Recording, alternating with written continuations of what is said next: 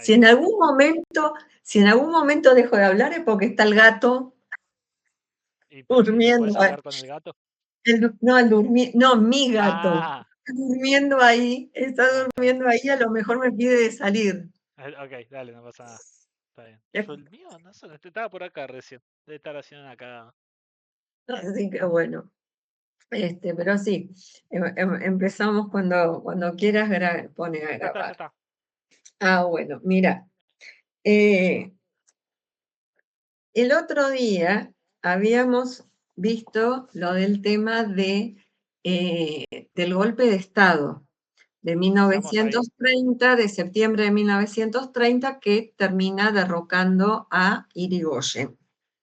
Entonces, Que, acá recapitulando, era el comienzo de la década infame y lo habían, una de las cosas que había hecho que los militares estén descontentos era que había puesto un civil como jefe de los sí, militares. eso fue en la primera presidencia. Ok, Lo que en este caso no solamente fue como que se cobraron por eso sí, en sí, por forma la venganza, atrasada, la vendetta, sí. en forma atrasada, sino también porque muchos de los que formaban la oligarquía de aquel momento, ya podemos hablar de una oligarquía, no solamente o no de clase dominante, sino de un grupo de poder bien definido, que obviamente se conjuraron para poder derrocarlo. Ok. Y Y también, encontré, bueno, el quilombo económico que había a nivel mundial que hizo que les vaya bueno, todo mal. exactamente. Parte hoy un poco para contextualizar lo de acá de Argentina, vamos a ver la situación internacional, porque no hay sino encuadre posible. Sí, sí, sí, sí, no somos Hay un que, país en una burbuja. hay que enmarcarlo, es absolutamente necesario enmarcarlo.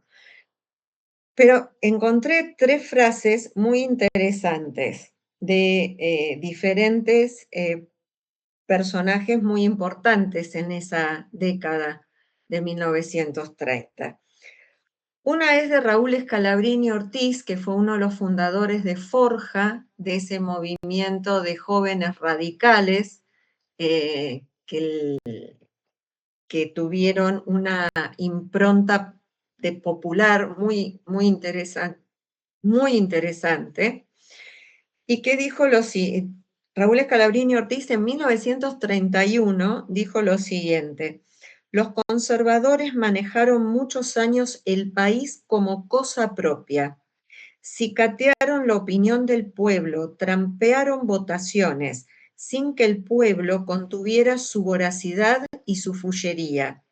Se enriquecieron y se entremezclaron con los terratenientes antiguos y respetados, mas luego los conservadores, ensoberbecidos, supusieron que el país les pertenecía y entraron en confabulaciones con los capitales extranjeros. Se hicieron de abogados, de empresas, directores de ferrocarriles, accionistas de capital inconfesable, y caducaron lamentablemente. O sea, él está dando un panorama que va a quedar muy claro a lo largo de esa década de 1930, un poco más de una década, hasta 1943, en la cual los argentinos ya no es que solamente aspiraban a estar en puestos en el gobierno porque de esa forma o tenían información privilegiada o podían acceder de forma más fácil a créditos para desarrollar sus emprendimientos productivos. Ahora van a formar alianzas muy estrechas con estos capitales extranjeros y van a formar parte de los directorios de esas empresas o de los gerenciamientos de esas empresas y se van a convertir en defensores de los intereses de esas empresas extranjeras. En el caso particularmente de Scalabrini Ortiz, esto es el núcleo de su pensamiento, porque él lo que va a plantear es que gran parte de la decadencia argentina se va a deber a esta alianza entre lo que se les llamó los cipayos en aquellos años, los cipayos, con precisamente ese imperialismo extranjero. ¿Sí? Tengo una Después, pregunta sí, pava. ¿Sabes de sí, dónde viene el término cipayo? no tengo la menor idea, No, yo tampoco, me pero, da curiosidad porque no le pero encuentro relación con nada. sí sé que tiene que ver con, con estas personas que se las considera no solamente aliadas del capital Sí, sí. extranjero, sino que son capaces de entregar al país en función de que si representa un beneficio de sus propios intereses, Sí, sí, sí. ¿sí? No les importa el resto. Eh, como para abonar eso, cuando Agustín P. Justo fue presidente en 1933, dijo lo siguiente: la misión Roca respondió a una idea de carácter general fundamental, de la que ella era el paso inicial y el más importante. La nueva orientación política comercial internacional debía comenzar precisamente por buscar un entendimiento con la Gran Bretaña, en primer lugar, por ser ella la secular e invariable amiga de nuestro país, a cuyo progreso ha contribuido con capitales considerables, aún en horas de gran incertidumbre. O sea que le está dando de alguna manera, y no de alguna manera, sino de forma bastante franca y directa Explícita. y explícita, exacto, a lo que va a ser más tarde, un poco más tarde en ese año, la firma del Pacto Roca-Runciman, que se firmó entre Argentina y Gran Bretaña en ese año de 1933. ¿Y ese pacto qué era? Y lo vamos a ver, Ok, lo vamos. ok, ok. Y por último, algo muy interesante, me gustó muchísimo cuando lo leí, que tiene que ver con las críticas que algunos grupos, aún siendo de esta clase dominante o de esta oligarquía, le hacían a otros que no le habían dado importancia a lo que tenía que ver con la industrialización del país y con tomar las riendas del comercio internacional en nuestras manos y no haberla delegado en intereses extranjeros. Y dice esto: no le bastó a la Argentina la primera conmoción mundial, no creyó en las consecuencias económicas de esa guerra, no advirtió el supernacionalismo de las grandes potencias, ni su hija, la valla aduanera. Volvió confiada a su política pastoril y del comercio exterior. Pero la segunda, la de 1930, ha resultado una lección más convincente, cuanto menos para los hombres de acción, los que de 1918 a 1930 hablábamos en el desierto, tenemos hoy resonadores y altoparlantes. Esto lo dijo Alejandro Bunge en 1937 y Bunge era realmente un pensador fantástico, más allá de que era alguien que se lo puede considerar un liberal desde lo económico y más bien de tipo conservador desde lo político, era una persona muy lúcida desde su pensamiento, tanto político como económico, en el sentido de que veía más allá y decía, tenemos todas las oportunidades para poder hacer de esto algo mucho mejor que lo que estamos haciendo. Nos estamos quedando eh, con, Viruelas. con el vuelto, claro, Sí, con el vuelto, cuando podríamos hacer algo mucho más grande de todo esto. Por eso lo dice en forma hasta sarcástica, decir, nos conformamos con volver a lo pastoril sí, y sí, al sí. comercio exterior, ¿no? y no le va a faltar razón en buena medida, en buena medida.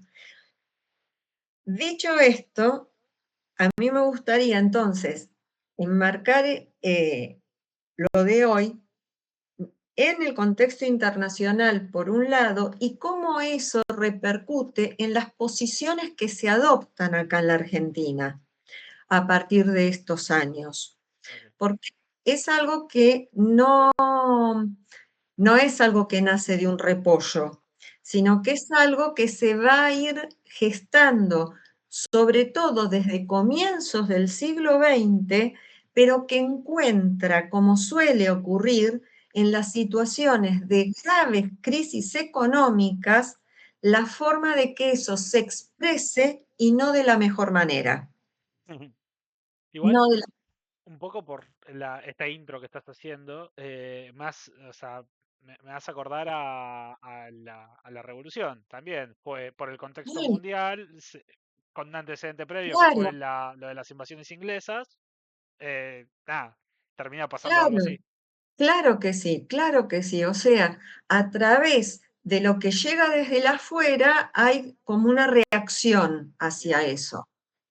Eh, Que se viene gestando de antes.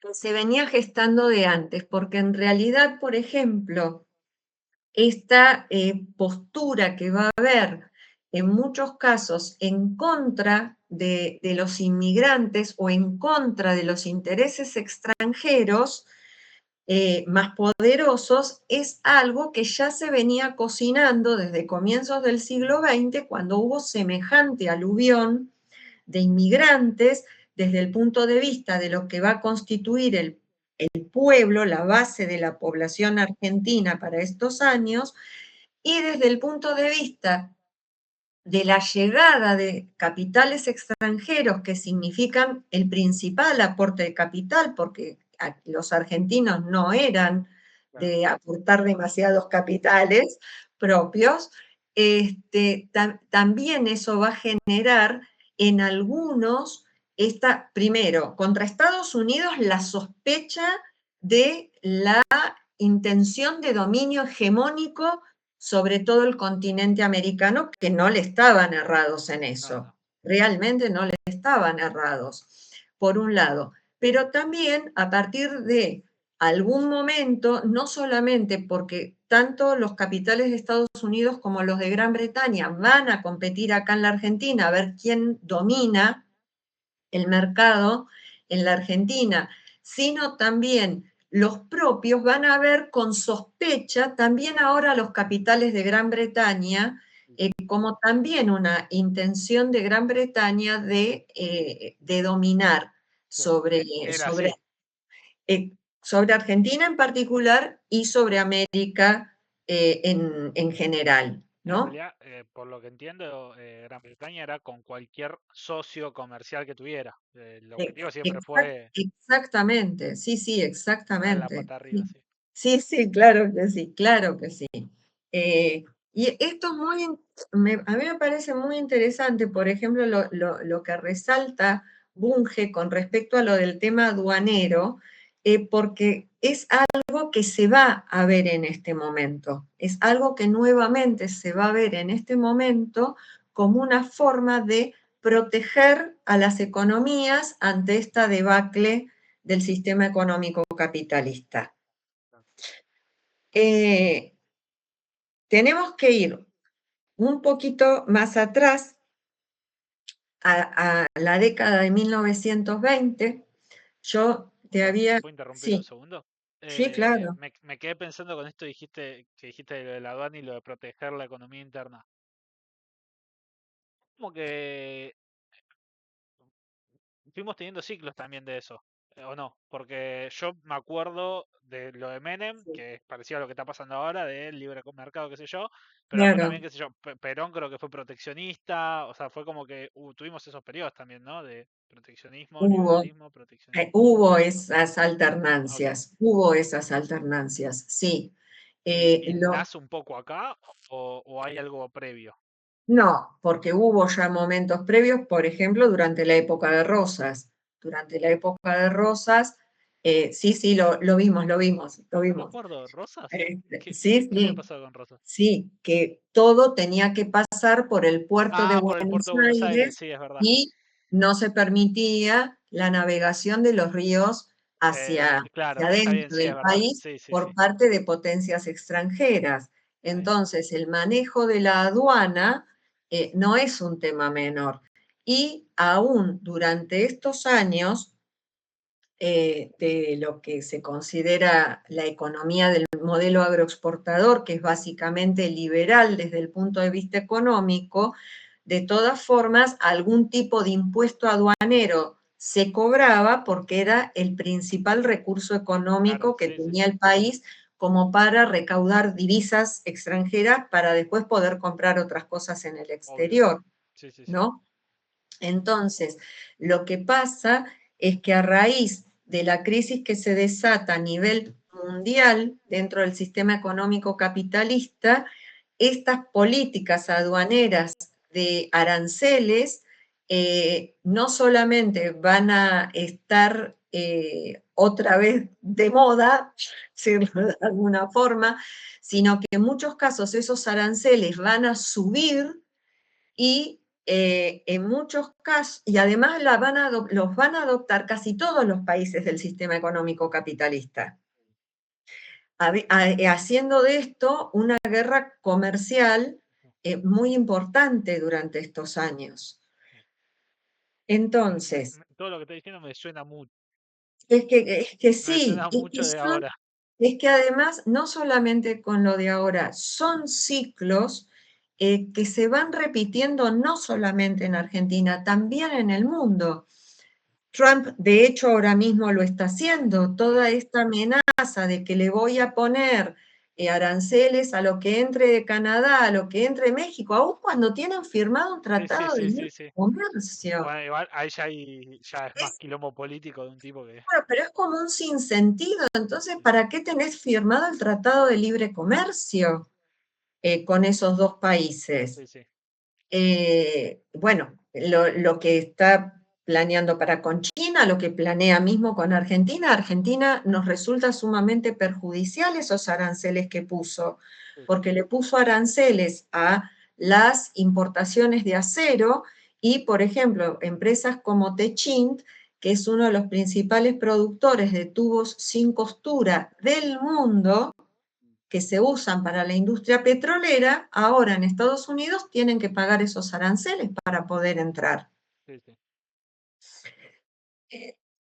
Entonces, torna complejo porque todo complica la situación económica y la situación comercial, porque además queda desvirtuado esto, que es una de las cosas que a mí más me molesta, que es esta cosa del doble discurso. Sí, sí, sí. Sí, ¿Entendés? sí. Si a mí me conviene, los pongo. Y entonces el libre mercado ni el libre comercio me importan tres pitos, Sí, sí. ¿sí? Eh, bien, en fin. Era un poco Eh, lo que pasaba también con Gran Bretaña antes. claro, Sí, sí. claro. Pero dentro de todo, Gran Bretaña durante su momento hegemónico eh, realmente fue libre comercio. Y lo que sí aprovechó fue su posición de, en primer lugar, de primer país industrial del mundo y con una capacidad industrial formidable hasta que Estados Unidos o Alemania o Japón le empezaron a Claro, competir, sí. ¿verdad? Pero además de eso, no fueron tontos y justamente realizaron inversiones de capitales en los países con los que comerciaban o les prestaban dinero porque las remesas de eso les compensaba Sí, sí. el déficit comercial que podían llegar a tener por comprar más a países productores de materias primas de lo que ellos nos vendían. Sí, sí. ¿Me explico? Porque eso que en economía se llama servicios, Sí, porque tanto deuda externa como inversiones de capital se ven como servicios, reportan intereses, claro. reportan remesas que vuelven al país de origen. ¿Me explico? Sí, sí. Y otra Eh, cosa que tenía era que la inversión en lo naval. O sea, eran una potencia naval Bueno, que justamente, claro, justamente el conectó al negocio, mundo. Sí, claro, el negocio con el correr de los años, dentro del periodo de hegemonía británica, se fue desplazando del vender manufacturas a vender servicios. sí, Te vendo los servicios prestándote plata, te vendo los servicios haciéndote el transporte marítimo, te vendo los servicios haciendo yo la comercialización de tus productos, te vendo seguros, sí, sí, te sí. vendo servicios bancarios, te vendo inversiones. Entonces, lo fueron desplazando y fueron muy hábiles en eso. No se logra tener la hegemonía que tuvo Gran Bretaña durante tantos años, sobre todo también teniendo en cuenta que había competencia, Sí, sí. que a partir de un determinado momento no estaban solitos y que sin embargo continuaron prevaleciendo hasta la Primera Guerra Mundial. Sí. Es loco porque al principio era una isla de mierda que no le importaba a Sí, nadie y sí, después eso se transformó en su mejor ventaja. y sí, claro que sí, absolutamente, absolutamente. Entonces, volviendo a ¿Dónde esto, estamos ahora? Sí. a lo de los aranceles, es una política que habitualmente los países tienen a mano cuando necesitan algún tipo de resguardo por determinada situación particular. Para la época, por eso te decía que vamos a retroceder un poquito a la década de 1920, a nivel mundial, después de la Primera Guerra, Estados Unidos se había convertido en la primera potencia dentro del sistema de los países que funcionaban con sistema económico capitalista.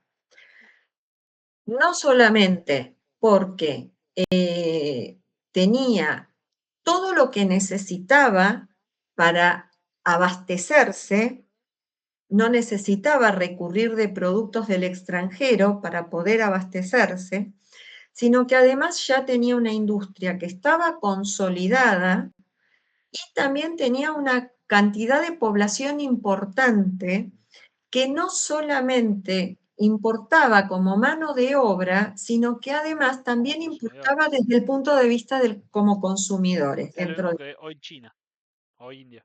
exactamente, dentro de esa economía. Sin embargo, Estados Unidos seguía siendo un país proteccionista que cobraba aranceles altos a la importación de productos, ¿sí? Además de eso, había desplazado en líneas generales en el mundo, que esto recuerdo que lo habíamos visto, había ido desplazando en el mundo, pero particularmente en América Latina y en Argentina también, por supuesto, a los intereses de los capitales británicos que se habían ido retirando para poder reconstruir su propio país después de la Primera Guerra Mundial.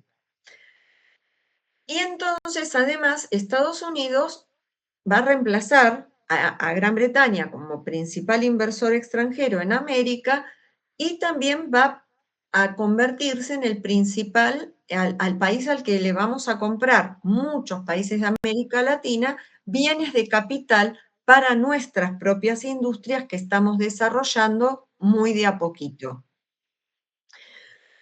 Parecía que todo iba bien. Perdón, acá todavía no es patrón dólar, ¿no?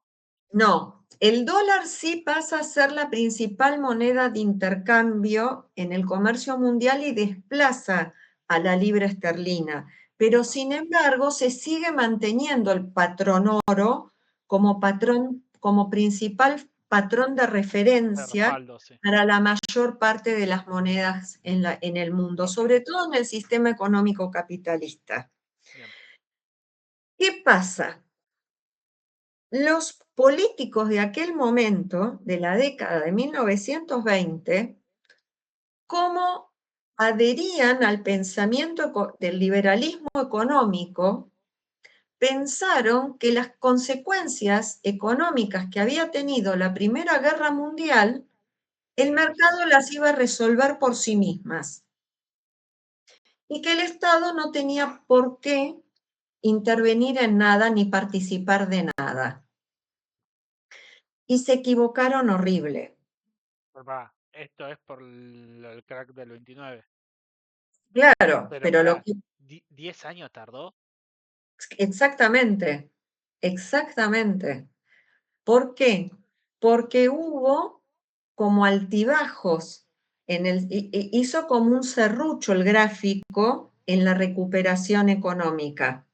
Okay. Y el país que en realidad más explotó desde el punto de vista de su prosperidad económica fue Estados Unidos, justamente entre 1920 y 1922 hasta 1927-28.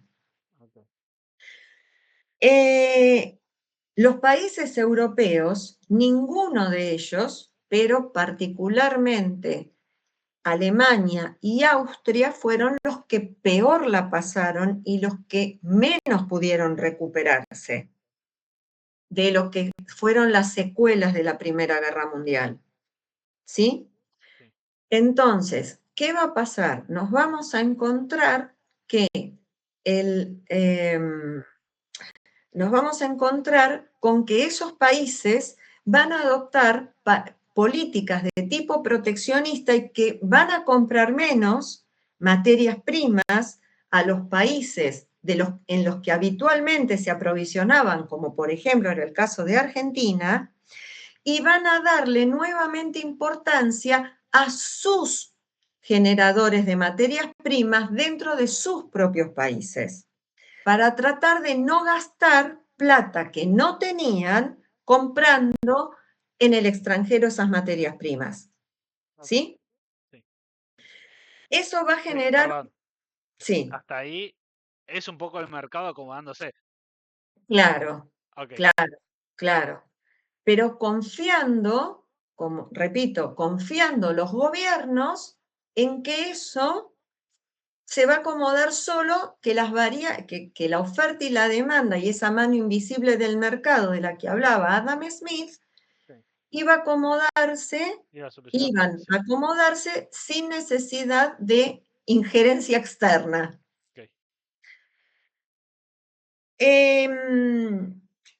El primer, digamos, el primer problema se va a generar en Alemania, porque Bueno, sí, Alemania está bien. Tenía que pagar las entra, reparaciones de guerra y sí, y sí. claro, en una debacle económica a partir de las compensaciones de guerra que no puede pagar, de tomar una deuda externa que tampoco puede pagar con Estados Unidos, eso va a hacer que arrastre a otros países, como es el caso de Francia, de Bélgica, de Gran Bretaña, hacia una crisis. Pero en el caso de los Estados Unidos, el tema de la crisis viene por sí mismos, Okay. además de los factores extranjeros, pero los principales factores son internos. Okay. Desde el punto de vista internacional, más allá de este tema de la imposibilidad de pagar las deudas que cada uno de los países europeos tiene por el tema de la guerra, que no lo pueden pagar y que eso lleva a crisis, hay un par de cosas más. Primero, por la cantidad de gente que había muerto en la Primera Guerra Mundial, Sí. ya eso de por sí involucraba que hubiera menor consumo de alimentos, porque no había gente para consumir en semejante cantidad como se venían produciendo, Okay. por un lado. Por el otro lado, al estos países europeos volcar parte de su aparato productivo a prestarle otra vez atención a la generación de materias primas, al generarlas ellos también van a terminar provocando un descenso en los precios internacionales de las materias primas alimentarias particularmente. Okay. Sí, es lógico. Y de las materias primas alimentarias de las cuales Estados Unidos, Argentina, Canadá, Australia y Nueva Zelanda éramos los principales productores, sobre todo en lo que tenía que ver con cereales y carnes. Okay. ¿Sí? El granero del mundo. Claro.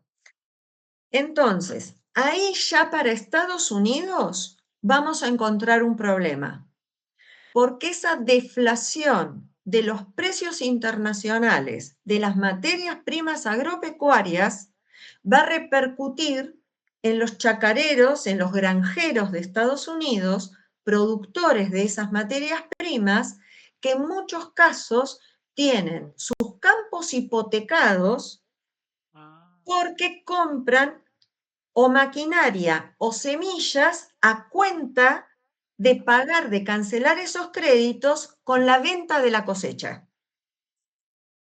ok. Cuando resulte que esos precios internacionales Está en bajen, picada. Sí.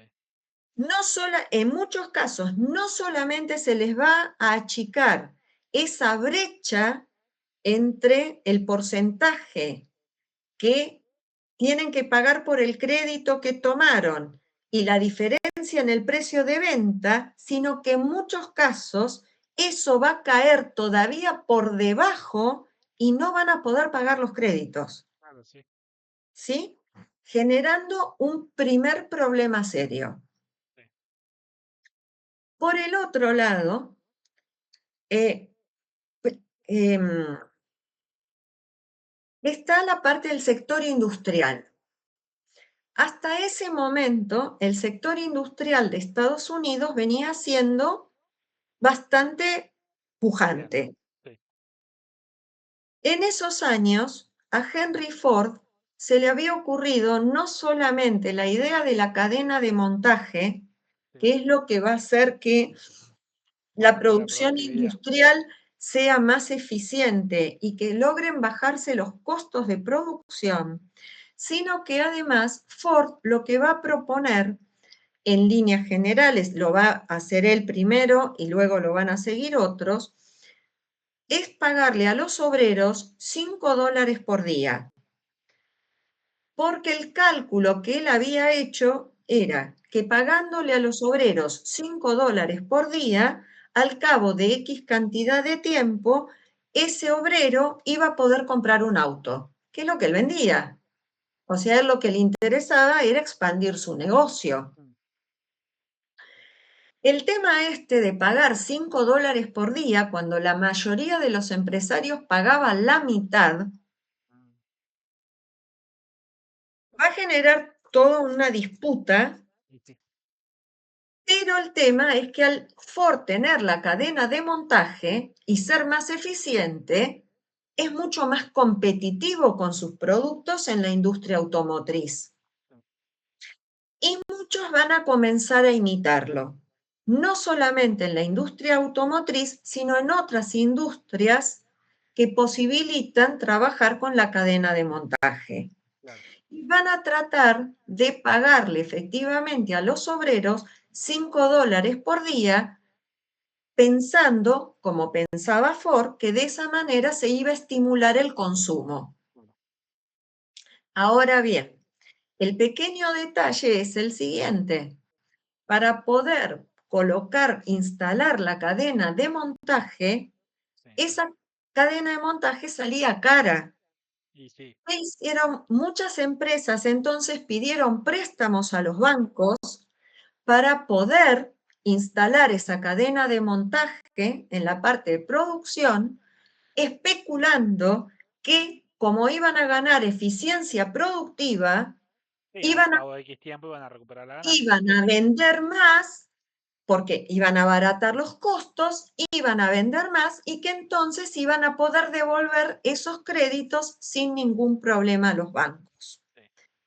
Otras empresas más pequeñas Precavidas. Ah, pequeñas o medianas, lo que van a hacer es fusionarse precisamente porque como la cadena de montaje es cara y no podían costearlas solas, se van a fusionar para poder hacerlo, claro. pensando que van a poder también devolver esa plata. O sea, además, no es solamente a los bancos a los que les van a pedir, sino que en muchos casos van a lanzar obligaciones negociables al mercado Sí. para capitalizarse o también acciones en el mercado de valores Sí. con el mismo Para fundarse. objetivo. Sí, sí, sí. Claro. Ahora bien, ¿qué es lo que va a ocurrir entonces en el sector industrial y por qué entra en crisis el sector industrial? Primero, muchas de las empresas que se fusionan, al fusionarse, duplican puestos de trabajo y entonces va a haber gente que va a estar de sobra, Sí. no solamente en la parte administrativa, sino también en la parte Reproductiva. productiva, Sí, sí, sí. ¿sí? Entonces, esa gente queda fuera del sistema laboral y van a comenzar a engrosar el porcentaje de desocupados. Y por el otro lado, nos vamos a encontrar que esto fue algo que no tuvieron en cuenta, que está bien, vos producís un montón, abaratás los costos, fantástico, pero no tuviste en cuenta la demanda. Si efectivamente esos consumidores iban a consumir la cantidad de productos que vos estabas produciendo. Entonces, ¿con qué se van a encontrar? Con que tienen un stock enorme de productos que no pueden vender, pero que como no los pueden vender, tampoco le pueden devolver el dinero ni a los bancos, ni pagar las acciones, ni las obligaciones negociables, ni pagarle los dividendos que le corresponden a los accionistas. Porque vos no le vas a pagar a todos esos con los productos que tenés en stock. Los tipos pusieron plata y quieren plata. Sí, sí. Sí, sí. Bien, Yo perdón, Ceci, pero por todo lo que me estás contando, los problemas siguen siendo de los bancos. hay, yo no sé si los conoces, ¿Los porque bancos? no, son Ah, de esta época, son de esta época. Los hermanos Marx, que eran humoristas, pensé que Carlos. hacían, no, tienen el mismo apellido, pero eran Sí. estadounidenses o emigrados a Estados Ok. Unidos, eran actores y hacían películas con mucho humor, pero con humor con crítica social, con Sí, trasfondo tipo Chaplin. social. Claro. Y Groucho Marx decía de los bancos que son entidades que te dan un paraguas un día de sol y te lo piden un día de lluvia. Es verdad. Es Un una buena genio, analogía. un genio. Que igual Eh, para, te puede servir. Si hay mucho sol, es una sombrilla. Depende de cómo lo veas. sí. Este, y entonces, bueno, a raíz de todo esto, ya tenemos dos sectores de la economía que están complicados. El sector productor de materias primas, que tiene deflación de precios Sí. y problemas en el comercio internacional y no pueden devolver los créditos a los bancos.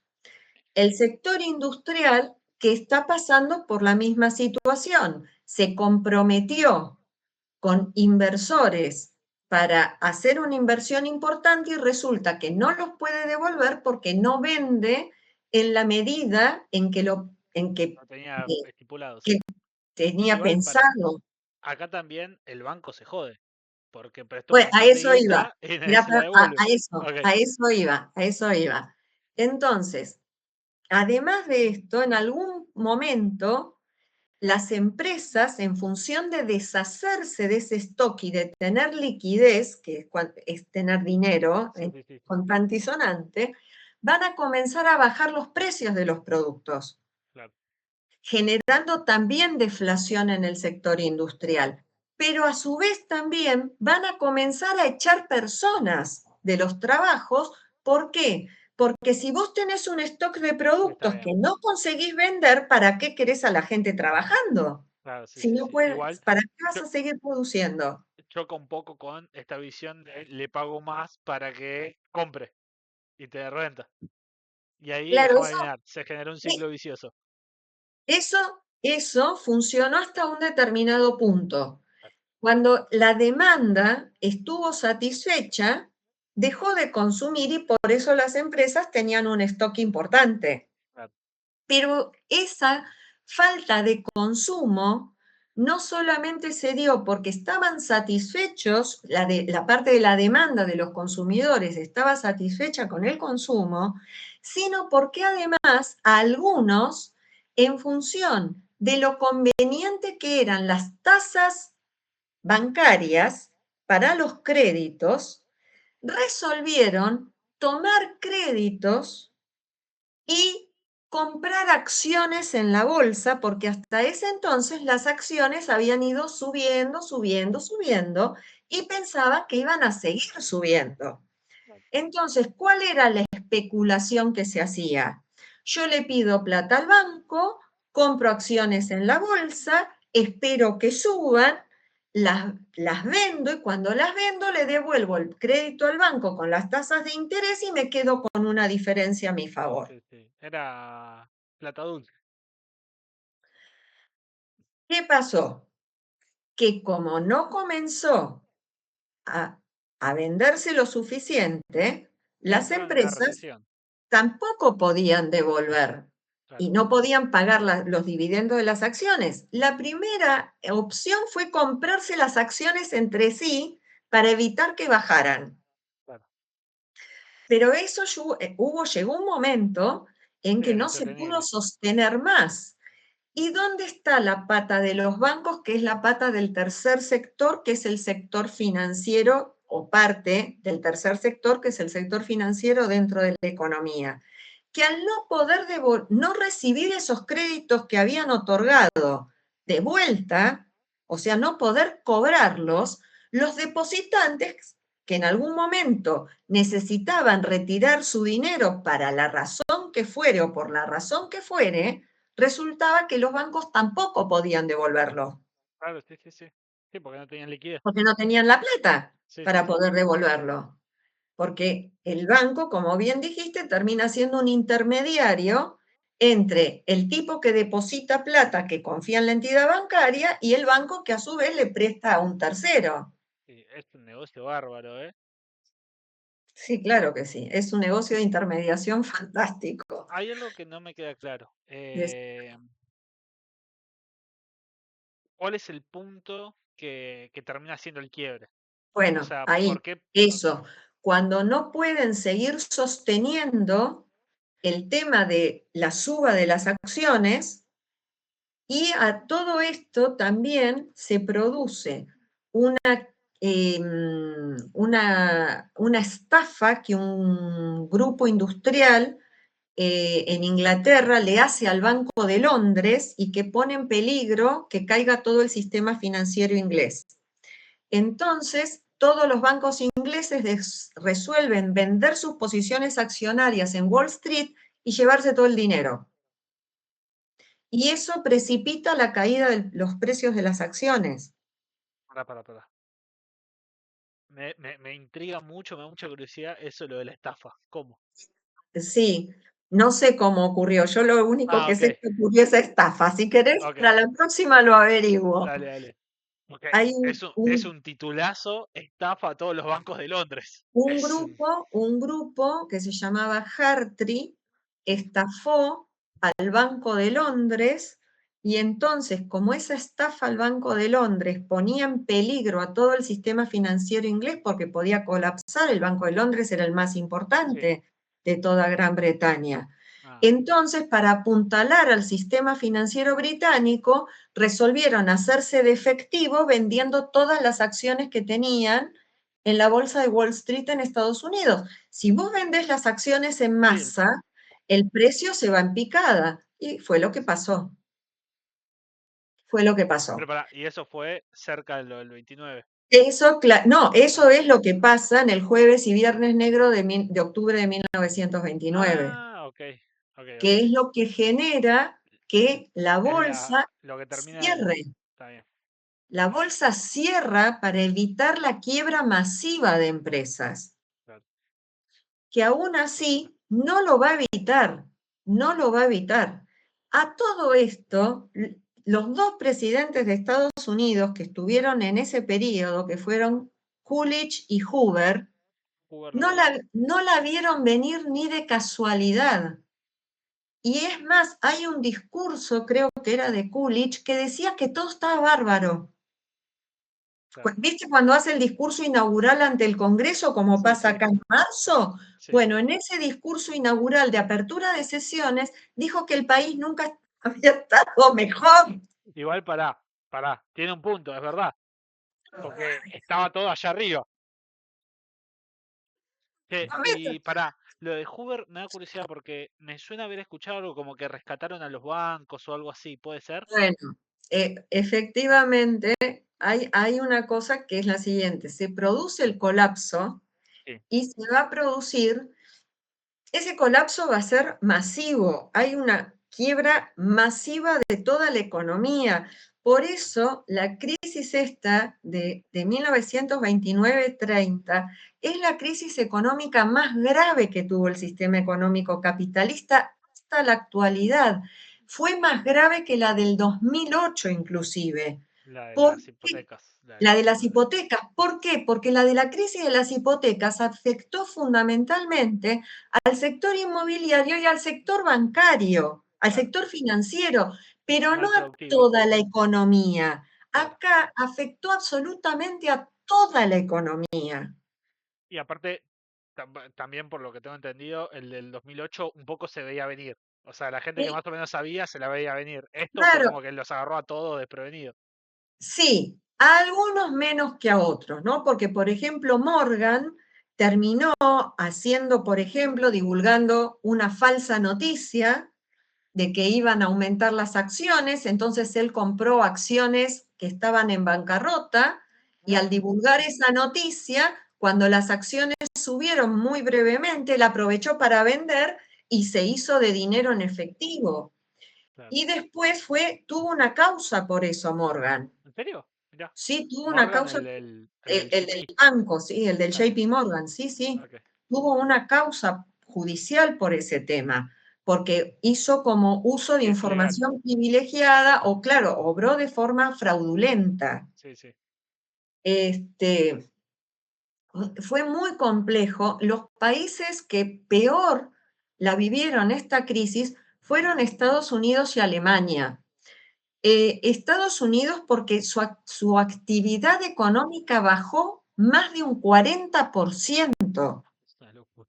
Y en el caso de Alemania, otro Sí. tanto. Pero bueno, Bajó, Alemania porque venía de la guerra y de las tasas de claro. guerra y está bien. Ahora bien, en todo este contexto, ¿qué es lo que vamos a ver a nivel internacional? Ya había ocurrido la Revolución Rusa Sí. en 1917 y se había instaurado un régimen político que era la dictadura del proletariado y un sistema económico que era un sistema económico que iba totalmente para un lado opuesto al que había funcionado el capitalismo, que era una economía planificada desde el Estado. Curiosamente, la Unión Soviética no va a sufrir de forma tan importante esta crisis de 1929-30, por este tema de haber tenido algún tipo de planificación atendiendo al desarrollo de determinados sectores de la economía que consideraba estratégicos y que de alguna forma estaba fuera del circuito capitalista. Ok. Entonces ahí la gente empieza a mirar con ojos brillosos. Ok. Pero por el otro lado, pero además por el otro lado, en Italia, para la década de 1920, tenemos la llegada al poder de Mussolini. ¿1920? Sí, señor, Mussolini llega al poder en 1922. ¿Cuántos años estuvo en el poder Mussolini? Muchos, Mirá, no 20, sabía. 20 años, mínimo 20 años. Mirá, yo pensé que había sido como Hitler, que un día la pegó y... Mirá, No, no. El tema es yo en línea, yo tengo esta idea para mí.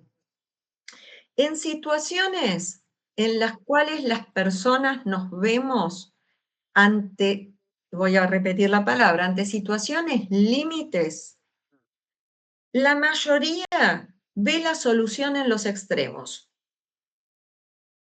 ok. Entonces, van a ver la solución y van a mirar desde la izquierda a la Unión Soviética como posibilidad de solución a la crisis, y si no, al surgimiento de ideas corporativas de extrema derecha, como va a ser el caso de Mussolini primero en Italia, el caso de Primo de Rivera en España y el caso de Hitler en Alemania. O sea, lo que decís es que hay dos caminos. O sea, la gente ve dos caminos: La gente comunismo ve o claro, dictadura. no, en este caso van a ser comunismo o fascismo, ¿sí? Fascismo. Está bien. ¿Sí? Pero el punto es que ven la solución en los extremos como algo mágico, Claro. Me suena de como algo. que, como que ahí está la respuesta Sí. y que en el medio no hay nada por hacer. Y en general, esas soluciones o esas situaciones, límites que llevan a los extremos, conllevan el germen del totalitarismo. Okay. ¿Qué son los qué tienen en esencia los regímenes totalitarios? Llegan como representación de una parte de la sociedad, de lo que la sociedad quiere, pero de una parte de la sociedad, pero cuando llegan al poder, toman el todo. Claro. Pasa con el comunismo en la Unión Soviética, por eso eliminan a todos los partidos políticos opositores y a los opositores también. Sí. Y cuando Mussolini llegue al poder en Italia, va a ser lo mismo. Claro. Primo de Rivera en España va a ser lo mismo. Hitler en Alemania va a ser lo mismo. Okay. Tengo una pregunta. No sé quién es Sí. Primo de Rivera. Primo de Rivera fue alguien que fue elegido, era de un partido nacionalista español, ultranacionalista español, Sí. que fue elegido en la época de la transición de la República Española, a comienzos, para esta década de 1920 en Como transición. España. De que pasan de ¿Eh? monarquía. Como transición, que Claro, pasan de la idea monarquía. era Ok. que pasaran a ser una república, Ok. ¿sí? Y la idea era que el rey o se convirtiera en una república parlamentaria al estilo de lo Gran que era Bretaña. Inglaterra o Gran Bretaña, o si no, convertirse en una república que el rey de aquel entonces, Alfonso III, estaba dispuesto a ceder en eso, que era convertirse en un régimen republicano al estilo francés. Ok. Primo de Rivera lo que va a hacer es, gana las elecciones, pero convierte al régimen español en una dictadura. ¿Y con la familia real qué hace? Y se la saca de encima. ¿Mata? No, no los mata, pero los relega, terminan exiliados después la familia real española, y, pero además de esto, al convertirse en una dictadura, va a engendrar el germen de lo que unos pocos años después va a estallar en la Guerra Civil en España, en 1936. No sabía todo eso. ¿Sí? Ok. Entonces, estos regímenes van a terminar tomando la parte por el todo Claro. y decir la única realidad y la única verdad soy yo. ¿Sí? Ok. Entonces, Mussolini, en el caso de Italia, que es el primero que llega en 1922, es apoyado porque es el que logra unificar Italia Sí, sí. después de siglos, siglos de estar partida en mil pedazos, La verdad. Un poquito nada más, pero ¿por qué está en el pedazos Italia? porque tenía una parte por desentendimientos entre los propios italianos, porque entonces había el norte de Italia, por ejemplo, reconocía a comienzos del siglo XX a Víctor Emanuel como el rey de Italia, como rey de Italia, que tenía su base de poder en la ciudad de Milán. En el centro de Italia seguían existiendo los estados pontificios, o sea, el Vaticano con dominio territorial propio importante, y el sur de Italia que tanto te quería aspirar a ser como una cosa más independentista, como si yo te dijera los vascos o los catalanes en España, como algunos sectores sí apoyaban la reunificación italiana y aceptaban que Víctor Emanuel fuera rey de Italia. Está toda rota. Exactamente, Pero exactamente. pará, está separada por el Vaticano. Claro, el sur del norte estaban separados por el Vaticano. Mira, qué locura. Pero pará. ¿Y Mussolini unificó todo eso? Claro, porque No entiendo. Mussolini hace una marcha sobre Roma, que se conoce con ese nombre, Marcha sobre Roma, y en esa marcha sobre Roma, obviamente su poder militar es tan importante que las fuerzas del Vaticano no tienen para contrarrestarlo.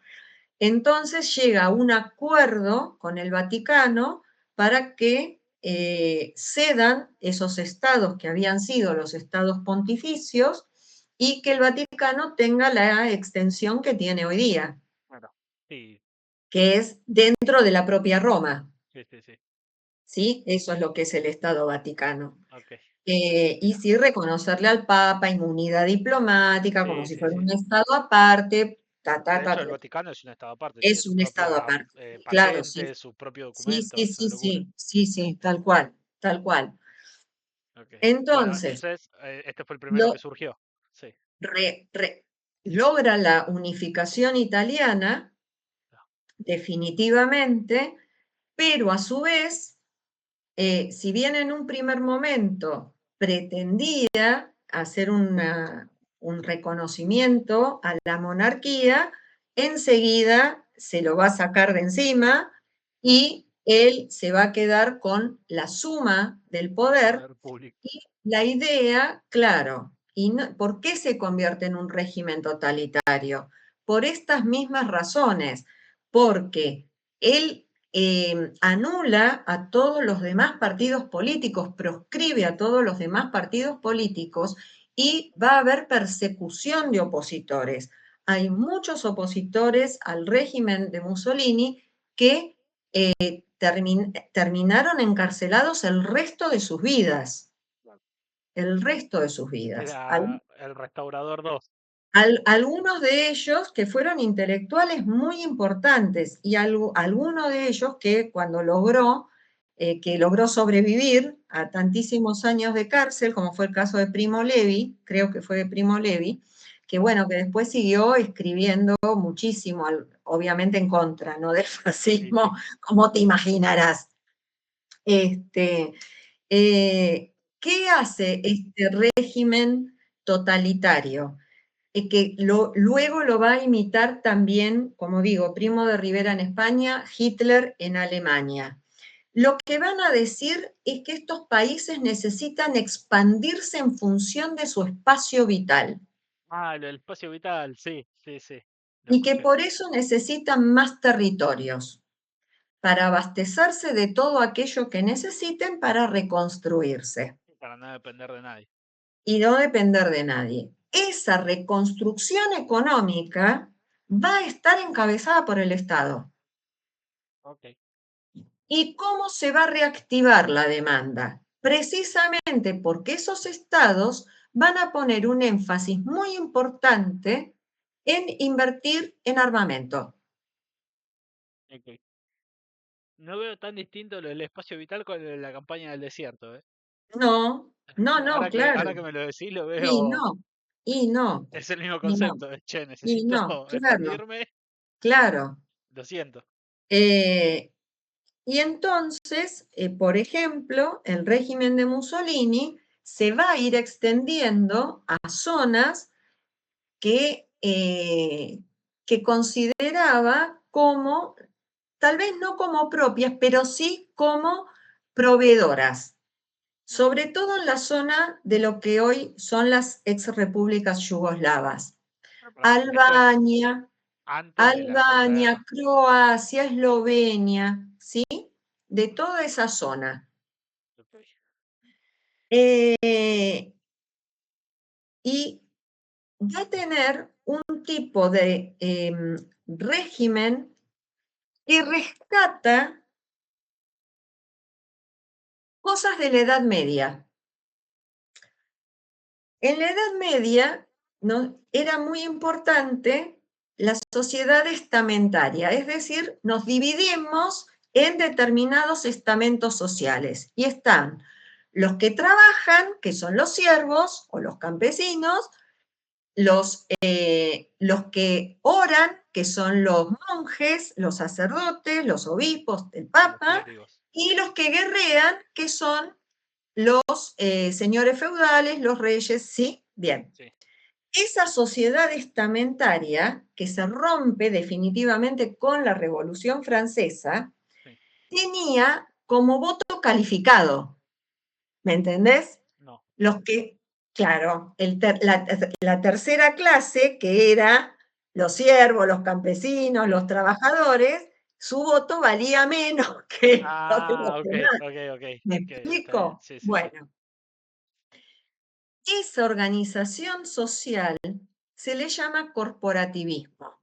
Aplicada al siglo XX, lo que va a hacer el régimen de Mussolini es decir, bueno, yo Estado soy el que organizo desde mí para abajo toda la sociedad. Okay. Y soy el que determino cuáles son las prioridades que esta sociedad tiene. Medio Y comunista. todos me siguen a mí, Ok. sin excluir al capital privado, porque va a ser alianzas estratégicas con la burguesía local. Ok. En el caso de Mussolini, por ejemplo, con la industria de Milán, que es la más importante. Okay. Bien. En el caso de Primo de Rivera, va a ser otro tanto en España. En el caso de Hitler, en Alemania, una de las primeras cosas que va a hacer cuando llegue al poder en 1933, es anexar Austria como parte de ese espacio vital, y luego incorporar República Checa, y luego República Eslovaca, y luego Hungría, y Sí. así suma y sigue.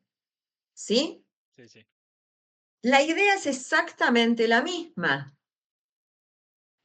No solamente el espacio vital, porque es lo que Alemania necesita para crecer, sino que va a desconocer los límites que se le habían impuesto a partir de la firma de los tratados que finalizaron la Primera Guerra Mundial, que los va a desconocer y entonces va a rearmarse, pero además va a también, de esta misma forma, deshacerse de todos los opositores políticos y los va a encarcelar también, con el agregado de que además va a sumarle a este régimen totalitario el ingrediente de los judíos como El antisemitismo. responsables de la catástrofe económica alemana. Cosa que no es así. Sí, no, sin fundamento, pero... No, el punto es el siguiente. Fueron muy hábiles, fueron muy hábiles. ¿Nazis o los judíos? No, los nazis. Ah, El principal propagandista de Hitler, que fue Joseph Goebbels, Goebbels, sí. tenía una frase que era miente, miente, que algo quedará. Goebbels era una persona extremadamente inteligente. ¿Y cuál fue parte de la visión propagandística que tuvo en función de culpar a los judíos? Había dos o tres cosas fundamentales. La primera era que los judíos, como eran una comunidad, no digo una comunidad aparte, pero que tenían determinados rasgos culturales particulares, entre ellos la religión que profesaban, que no era, por cierto, mayoritaria ahí en ninguno de esos países, lo que decían era que los judíos se consideraban por sobre encima de ser alemanes o austríacos, se consideraban judíos. Y que entonces, si se generaba algún conflicto, no iban a involucrarse porque ponían por sobre encima de todo su condición de ser judíos ante la condición de pertenecer a alguna de estas nacionalidades. La otra cosa, que es una identificación que también traen desde la Edad Media, es esta de que los judíos son prestamistas y usureros, perdón, Sí, sí, sí. prestamistas y usureros, con lo cual se divulga una cuestión propagandística de por qué son responsables de la caída de Alemania, porque identifican a que todos los banqueros son judíos, Ok. lo cual no es así. No, no, no. Ni todos los judíos son banqueros, ni todos los banqueros son judíos. Ninguna de las dos cosas. Sí, sí, sí. Pero a partir de eso generan un caldo de cultivo de hostilidad hacia un grupo determinado.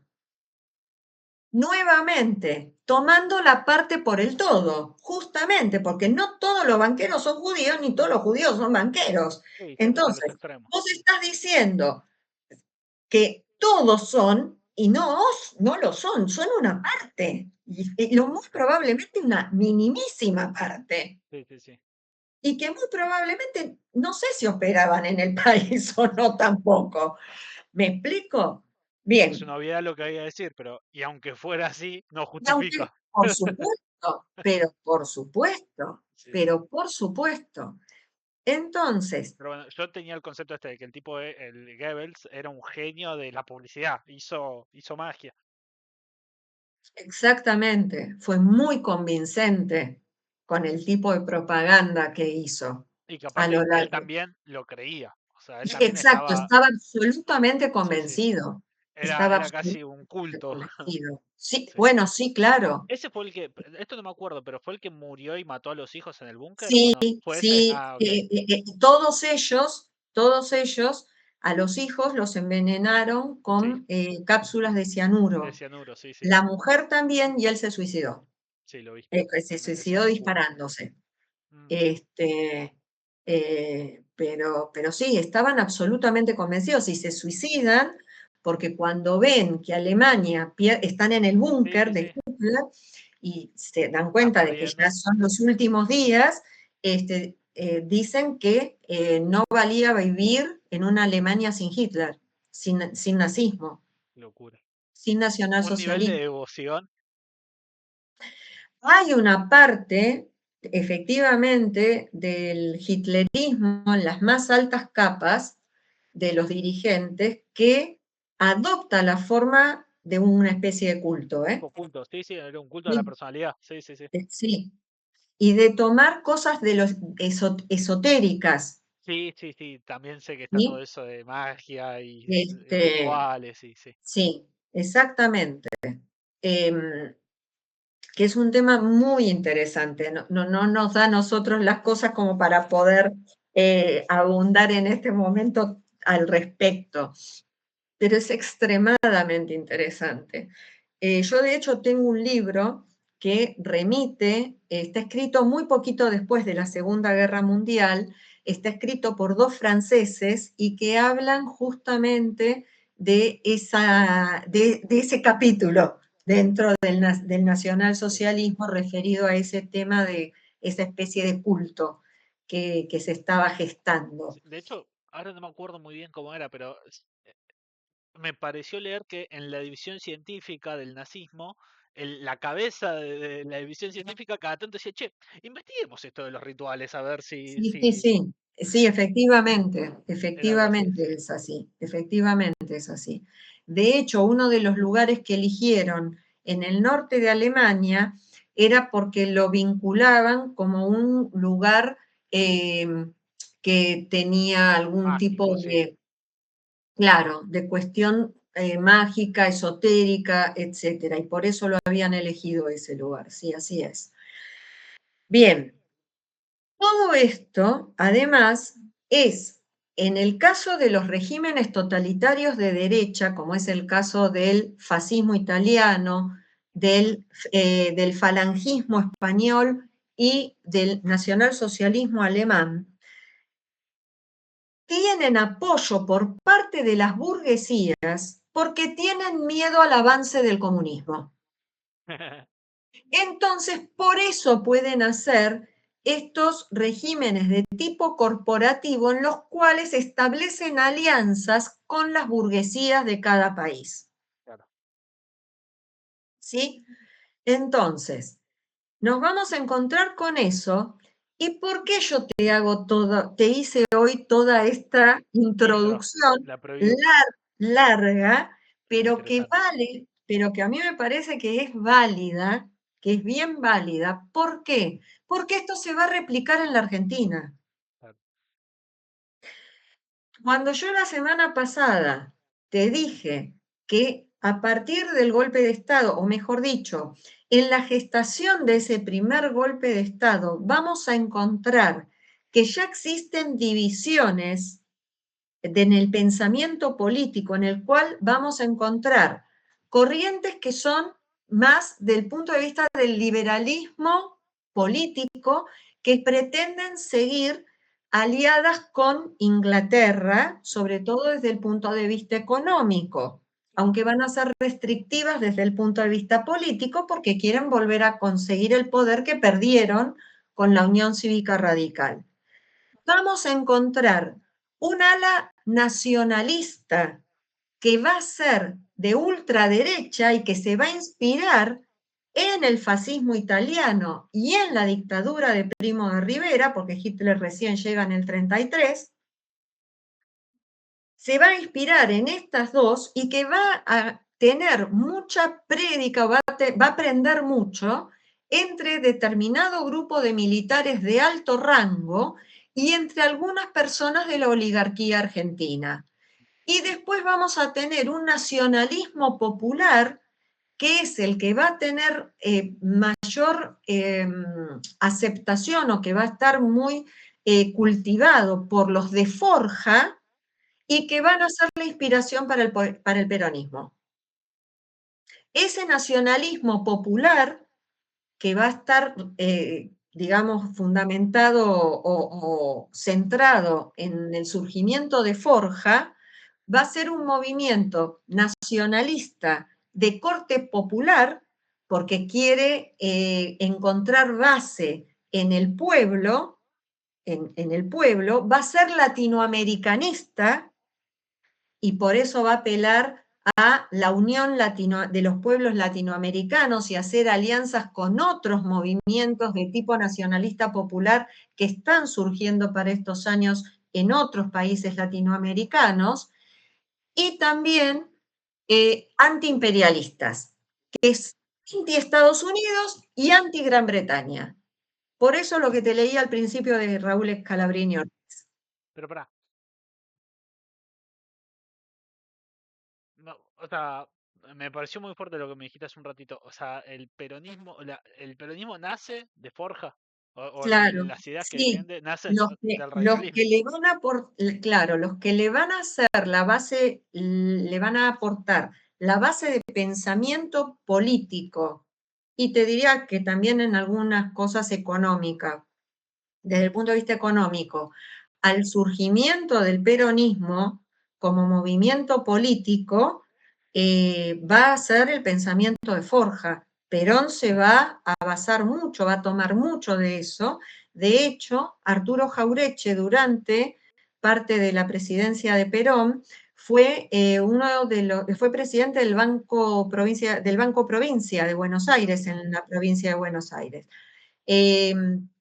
Raúl Scalabrini Ortiz también formó parte del pensamiento, de quien nutría el pensamiento político de Perón mientras estuvo vivo, y es esta corriente nacionalista, tanto la de derecha, que es conservadora, ultraconservadora, como este nacionalismo popular, el que va a rescatar la figura de Rosas durante estos años como el gran restaurador. O sea, hasta este momento no se tenía No, porque lo que se quiere, lo que quieren ellos es estar en contra de estos liberales claro. conservadores que tuvieron el poder hasta este momento y que los ven como aliados del imperialismo extranjero. Y Rosas era totalitario, En Rosas, en, proteccionista. Claro, claro, ven en Rosas esa figura que primero rescata cosas del virreinato en el sentido del orden, sí, sí, sí. del orden de las cosas. Y en el caso de los nacionalistas oligárquicos, en el tema de aferrarse al catolicismo y de tratar como valor para sus vidas y de poner a un lado todo este liberalismo que había habido desde lo conceptual, desde el ideario, ya tanto plasmado en la Constitución Nacional como en la Ley de Educación 1420 o como en la Ley de Registro Civil Claro. y Matrimonio, ¿no? De Registro Civil y Matrimonio, si digo bien. ¿Me explico? Sí, sí, Entonces sí. van a rescatar esa figura de Rosas porque ven en Rosas a alguien que protegió al país. Y también, conjunto con esto, desde el punto de vista de los que forman Forja, esta idea de que el tipo que trabaja en el campo, que está en el interior, es el bueno y que todo lo que viene de afuera viene para perturbar. Claro. Esto parte de los oligarcas de derecha, de nacionalismo extremo, también lo van a tomar, porque ven en el anarquismo, en el comunismo, en el sindicalismo, que son cosas que vienen de afuera, Amenaza, sí. un peligro para la idiosincrasia argentina cuando los argentinos, no te voy a decir somos derechos y humanos como decían en la dictadura, que es horrible, pero ¿Cómo que éramos buenos. somos derechos y humanos? No Ah, lo sí, escuché durante la nunca. dictadura militar, cuando empezaron a circular las denuncias de Amnesty International a nivel Esto de Videla. mundial, sí, sí, durante la Ah, dictadura de Videla, en 1979 sacaron una campaña de fotos de qué maravillosa que era la Argentina y cómo agitábamos banderitas y todo eso, y el eslogan era Somos derechos y humanos en 1979. pará. Puntito por la campaña. Buena campaña. El Goebbels de Videla, somos derechos y humanos, buen eslogan. Che, qué locura. Ay, A mí así es. lo que siempre me llama mucho la atención es el discurso que da Videla, creo que es en el Congreso, no estoy seguro dónde es, que habla de que el desaparecido no está muerto, sino que es No, desaparecido es en una conferencia de en prensa. la Fue en conferencia una de de las prensa. pocas conferencias de prensa que dio, y eso se lo preguntó un periodista extranjero, Ah, mira, si no recuerdo mal, porque fue una conferencia de prensa abierta para el periodismo extranjero. claro. Y entonces cuando un periodista le preguntó sobre eso, él sale con esa evasiva diciendo no están ni vivos ni muertos, son desaparecidos. Me pareció una locura. Pero bueno, De un cinismo sí, sí, sí. brutal, No, realmente y un cinismo brutal. aparte, una respuesta muy pobre, porque ni siquiera es que la escuchás y decís, dale, pero bueno, En fin. Así que bueno, Javi, creo que quedó bien planteado el marco, contexto, sí, el contexto internacional, tanto desde el punto de vista político como desde el punto de vista económico, para poder arrancar la semana que viene con esto que es, bueno, y esto cómo lo procesamos acá en la Argentina, claro. cómo se trabajó eso acá en la Argentina durante estos años, a partir de ese golpe de Estado en el cual todo este ideario de lo que hoy te expliqué va a tener un peso importante, Claro. va a tener un peso importante. Sí, sí, nos salió de un repollo. Sí, sí. No, no, no, definitivamente no, definitivamente no, y además va a tener consecuencias a lo largo de toda esta década Eso me y interesa un después montón. también. Así que bueno, Bueno, lo me vemos en la alegro. clase que viene. Nos vemos, nos vemos. Chau, chau, Chao, gracias, sí. chau, Nos vemos. chau.